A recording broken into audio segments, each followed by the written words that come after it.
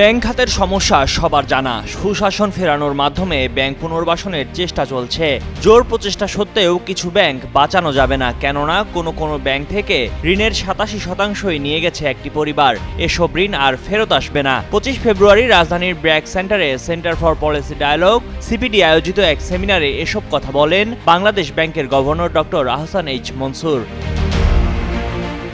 Governor বলেন, সুশাসনে ঘাটতির কারণে যেসব ব্যাংকের পরিচালনা পর্ষদ ভেঙে দেওয়া হয়েছে তার মধ্যে ইসলামী ব্যাংক বাংলাদেশ ও ইউসিবিতে উত্তরণ ঘটেছে। এখন ধীরে ধীরে তাদের ওপর দেওয়া বিভিন্ন বিধিনিষেধ তুলে নেওয়া হবে। আকার বিবেচনায় এ দুটি ব্যাংকের উত্তরণ মানে বেসরকারি খাতের সমস্যাগ্রস্ত ব্যাংকের 60% সমস্যার সমাধান। সমস্যাগ্রস্ত ব্যাংকগুলোর সম্পদের গুণগত মান যাচাই করা হচ্ছে।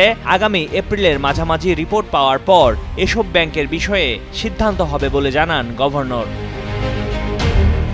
ডক্টর আহসান এইচ মনসুর বলেন, প্রত্যেক আমানতকারীকে অর্থ ফেরত দেওয়া হবে। এজন্য আমানত বীমা স্কিম থেকে অর্থ ফেরতের পরিমাণ 1 লাখ থেকে বাড়িয়ে 2 লাখ টাকা করা হয়েছে। ক্ষুদ্র বিনিয়োগকারীদের স্বার্থ বিবেচনায় সমস্যাগ্রস্ত কয়েকটি ব্যাংকে 22,500 কোটি টাকা দেওয়া হয়। আমানত বীমা তহবিলের আওতায় এটি এক ধরনের অগ্রিম পরিশোধ।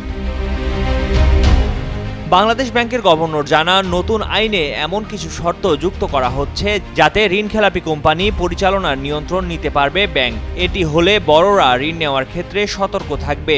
এছাড়া অর্থঋণ আদালত কিভাবে আরও বাড়ানো যায়, ঋণ কমানো যায় সে বিষয়ে আলোচনা চলছে। বাংলাদেশ ব্যাংকে স্বাধীনতা প্রদানের বিষয়ে নীতিগত সিদ্ধান্ত হয়েছে।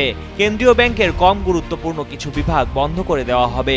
ডিজিটাল ব্যাংকের লাইসেন্স আপাতত দেওয়া হবে না বলেও জানান তিনি। ময়ূখ ইসলাম, কালের কণ্ঠ।